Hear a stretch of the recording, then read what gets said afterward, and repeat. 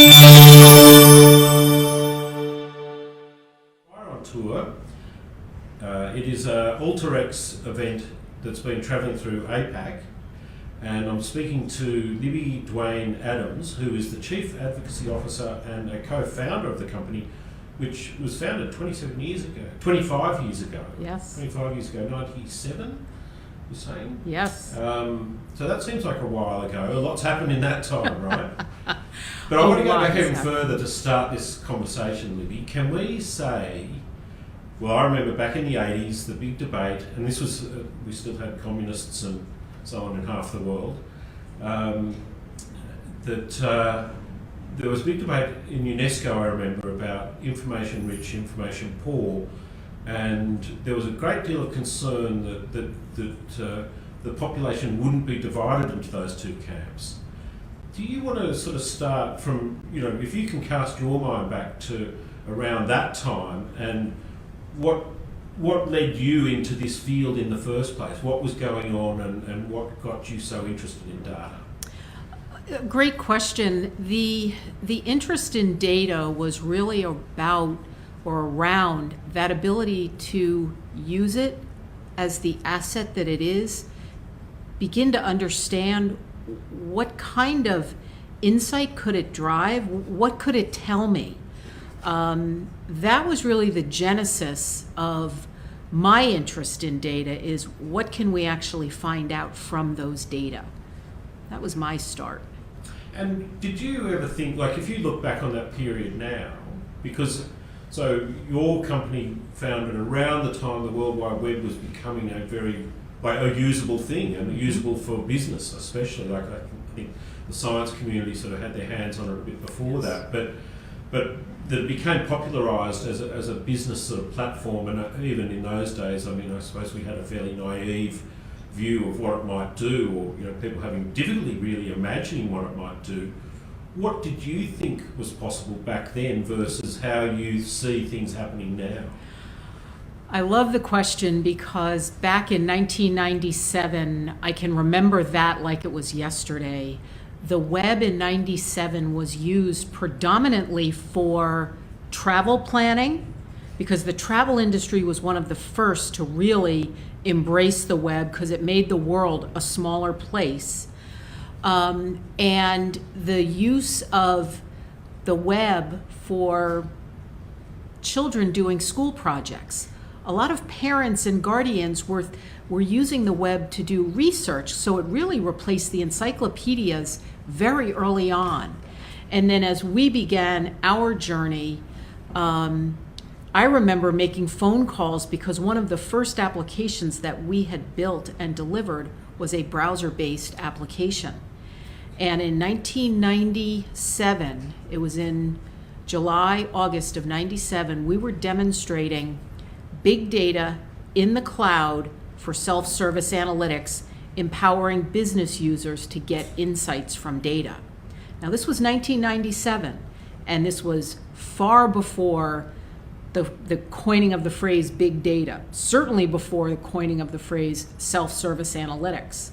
But that's what we were doing early on. And we knew we were onto something as customers started embracing this browser-based application that we were delivering for them. And they were able to power their teams of people with easy access to data. Okay, so just thinking in a sort of life cycle sort of sense, I guess, where would you say analytics is up to? Is it still sort of infancy? Analytics, data literacy, data analytics, and the skilling of people are all in their infancy. We are still in the very early stages of what data and data analytics will become. And that is true whether we are talking about the commercial sector, the government sector, and that is globally, I will say, we are in our infancies. Okay, I want to come back to some issues around information equality and so on in a minute, but let's just get into business and say government organisations and so on. What do you think the big challenges are for them in being able to effectively harness their analytics? I'll start with businesses and governments are now understanding that data are an asset. They have to be invested in, they have to be managed, they have to be maintained. Businesses definitely are understanding that globally. That's the first part of this journey that we're all on. The second thing is understanding that once you've harnessed the data, it's not just about buying technology and saying, okay, we've got the data, we've got the technology, we're good. Businesses and governments have to make and view the skilling, the upskilling, or the reskilling of their teams as an investment. When you make that investment in your people to help them advance their skills, develop their skills, in some cases it might be at the early stages, so you're helping them develop these skills, that's where business, that's where government has to focus now, is not only data as an asset, harnessing those data, it has to be in the investment of the skilling and upskilling of talent. What sort of skills are you talking about there? It's that ability to understand really what data are, how to use data to be able to drive insights, and then be able to interpret those results of what the data is telling you. And so it's really understanding in either a code-free environment, because not everybody are coders, code-free environment or a code-friendly environment, that ability to be comfortable working with data, understand what it is that you want to do to the data to be able to develop answers, essentially. Okay. Well, if we say that we're at an infant sort of period now, and you must do your own sort of dreaming or imagining around where you want to take things. Where do you want to take things? Where do you see this, or where do you hope this is going to go? Where I hope this goes, and now I'm looking out a number of years, but it is happening now. So that's the passion and motivation that I have, that it happens now. But my idea of perfection would be when students of any age know and are learning data skills right from the very beginning of their learning journeys, and that educators are understanding that data skills are a life skill. They are not just for a few in a business environment or in a government agency, that everyone needs to be comfortable and confident in working with data. That to me would be, we've succeeded. But that is happening now. There are educators that are teaching data analytics skills. They are helping students learn and solve data puzzles. That's the energy that gets us very excited at Alteryx about where we can go with this. And the reward for doing that, if we're in that sort of position where we have people with that sort of level of comfort, and that data has become, you say data, data has become ubiquitous, I guess. What are the benefits that you see at both a commercial and at a sort of social level? We're seeing it already. One of the biggest benefits that I see is that it helps business leaders, business people, knowledge workers in those businesses be able to make smarter, faster decisions. That's the capability that I believe data analytics is enabling today, and will continue to scale that enablement of businesses. Can you, just on that, you used the McLaren example, and I'm a McLaren fan, so can you just run us through that one? Because I think that perfectly illustrates what you're saying. Yeah, McLaren is an F1 team, and they work globally to win as many F1 races as possible, but they also are a automotive manufacturer. And they started using data analytics to better power what their drivers are doing, how they are performing in races, the performance of the cars themselves on the track. And so from a McLaren perspective, they're using the Alteryx technology now to be able to gather literally thousands of points of data at any moment in time to be able to understand what is going on for the driver, for the vehicle during the race, so that they can evaluate their performance and potentially improve their performance. They're driving efficiencies not just on the track, but also in the operation of the business. So it's not just analytics of the car and the driver on the track, but it's also the operation of the business. So it's in marketing, it's in HR, it's in finance, where they are making those improvements and efficiencies in building the business. Okay, and just to skip back to social benefit, what sort of benefits do you imagine we're going to see there?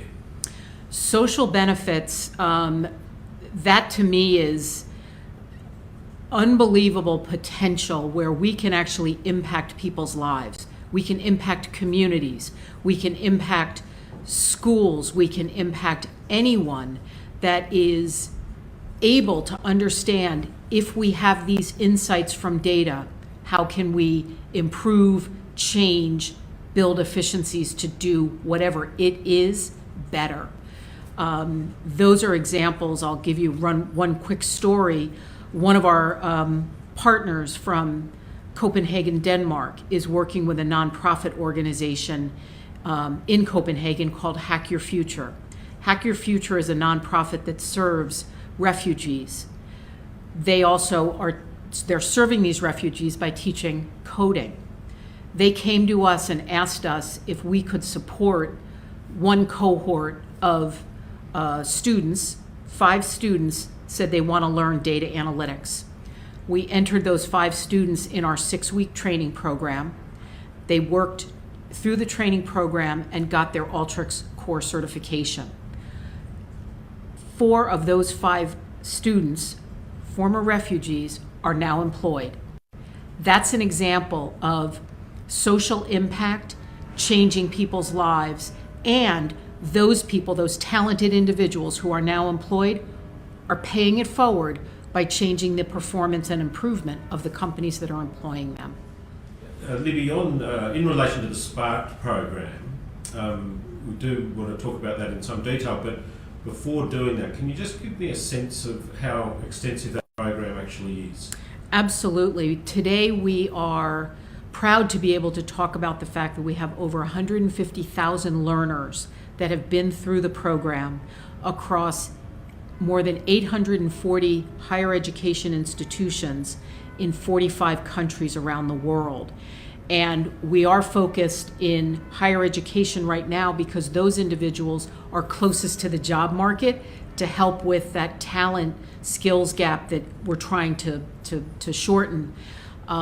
And the learning programs that we're in are everything from business schools to engineering schools to schools of economics, social sciences, because those are examples of all skills, all careers that require data analytic talent. Okay, and you've deliberately chosen the universities then, yeah? Actually, no. We are looking for hand raisers who say we want to bring modern data analytic capabilities to our students. And so some are hand raisers, and then other schools have been nominated by commercial customers where they're recruiting talent from, and they're saying, we want this program because that's the skill set we're hiring for. Yes. The importance of data analytics needs to be taught to everyone. What better way to do that than to be able to address what our customers are telling us, and what we are seeing in the data is that there is a talent gap in the market globally right now. There are not enough people with data analytics skills to be employed by the number of businesses that are doing analytics globally. That talent gap has created an opportunity to help institutions, educational institutions, teach data analytics. Our CEO, Mark Anderson, and myself talked about this 2 years ago, and he said, Libby, we have to take a leadership role in ensuring that data analytics are a skill that's taught in university, in education so that there are more people with these skills. That is the genesis of the Alteryx Sparked Education Program. What we're doing with the Sparked program is we're taking our software, providing it for free to both the students and the educators. We're providing learning curriculum recommendations to the educators.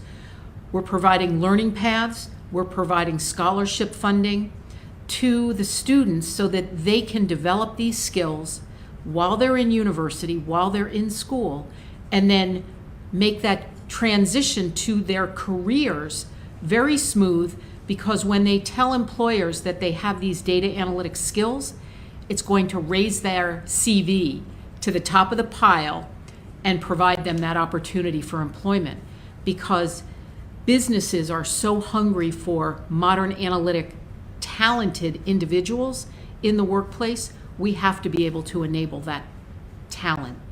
Now, Libby, you've also done some interesting research, or you've commissioned research that basically looks at the extent to which an investment in analytics has a knock-on effect to the value of the company. Can you talk a little bit about what you've seen in that research? Yeah, absolutely. The study that was done by IDC shows that organizations that invest in the upskilling of their employees around data analytics are seeing significant investment return on those dollars when they invest in the development of analytic talent. Those improvements are impacting both top and bottom line performance for the companies. And organizations that choose or have not yet made those investments, 1 in 5 organizations are having challenges because they have not made these investments. They're seeing negative impact on the performance. And then the last thing I'll say on this is that less than 50% of companies, as part of this survey, actually are enabling their data analytic workers with technology beyond spreadsheets. So less than 50% are making the right technology investments, even though the teams have the skills to be working with more advanced technologies. That's impacting, again, the performance of those investments in a negative way. So we have to help companies understand it's upskilling and technology together that are driving those top and bottom line performance improvements. Okay, fascinating. And well, the related thing, and my last question really is, you spoke at lunch about gender equality, and you also talked just about that back to that information rich, information poor thing. What's your view on those two things? Like, what do you want to see happen, I guess? Yeah, and I'll say, Michael, I don't, when I see diversity, when I refer to diversity, for me it's not just a gender equation. It is truly diversity of all kinds. It's age, it's gender, it's countries of origin, it's experience, it's education levels. It's all of those things that make us as humans similar and different. And in an analytics environment, solving with data is a very creative process. And so the more diverse the conversation around what we are solving for and how we're going to solve, you have more people collaborating. The more diverse those people are, the more unique their experiences are, they're going to bring different ideas to that solve. That's the power of analytics. It's a collaborative exercise, bringing people together, bringing data sources together to be able to drive a business, a project, a program to better results. That's what I see as, from a diversity perspective, the power of the human brain and the diversity of the human brain. Okay, well, look, that's quite inspiring, and the tour is the Inspire Tour. This is the last sort of leg of it. Are you happy with the way it's gone? Oh, it has been phenomenal. Being back in person in this beautiful region of the world for the first time in over 2 years, I was so excited when I landed in Sydney the other day. I had the privilege of being at our Singapore event as well. And the energy of the community, the Alteryx community that are attending, the energy of being back together, the energy of sharing their ideas and sharing their successes, I could see it in the attendees. They just want to be together. They want to share. They want to learn more also, because they're also thinking about the futures that they're driving for their own companies and their own teams. All right. Well, Libby, look, thanks for your time and have a safe trip home. Thank you very much.